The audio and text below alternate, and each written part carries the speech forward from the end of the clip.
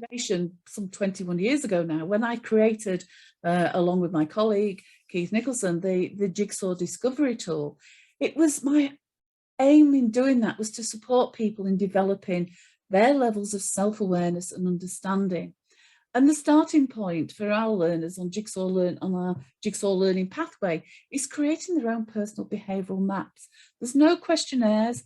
Learners are totally immersed. We take them on a journey, learning about themselves using a number of activities, using kind of 4-piece and 64-piece jigsaws, which ultimately leads to that creation of the behavioural map. And then the learners begin to explore that map, identifying their many strengths, their behavioural preferences, along with the blind spots. And they look at how this new understanding can then help them to enhance the relationships, the communication, the well-being, and ultimately performance.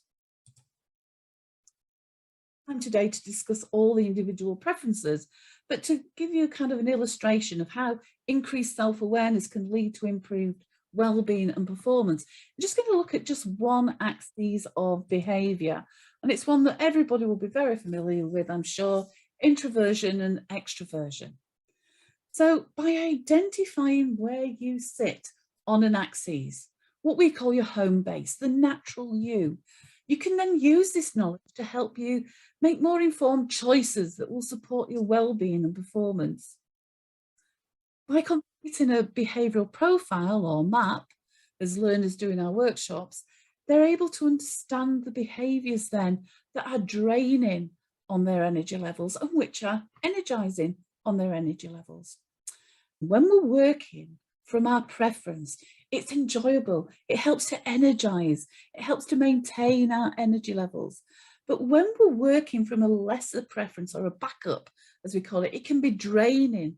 And if we're forced to do it for too long, it then starts to impact upon our well-being and ultimately our overall performance. So an example of this knowledge would be when you need to do a task that requires you to work from one of your lesser preferred behavioural preferences. So then sit on the introversion and extroversion axes can then inform us about the type of environment that is more likely to drain our energy and add to the draining of the energy, the fact that we're doing a task that isn't actually working to our preferences. So for me personally, I'm an introvert. So if I'm doing a task which means me working from a lesser preferred preference, behavioural preference, then I can make that task less draining by choosing to work in a quieter environment, somewhere where there's minimal distractions. I might choose to work from home, for example. I might choose to put on out of office messages on emails, put voicemail on my phone. Whereas as an extrovert, they would probably find that type of environment actually draining on them, and they'd be far happier working in a more productive environment. A more productive environment for them would be somewhere where there's things going on, so such as working from within an office where there is a bit of a buzz going on, or perhaps even working from a coffee shop may be more preferable for them. So the more self-aware that we become, the more control we can have over our well-being and our productivity. Self-awareness has so many different benefits on so many different kind of levels. So there's just a few of the things that actually higher levels of self-awareness can lead to.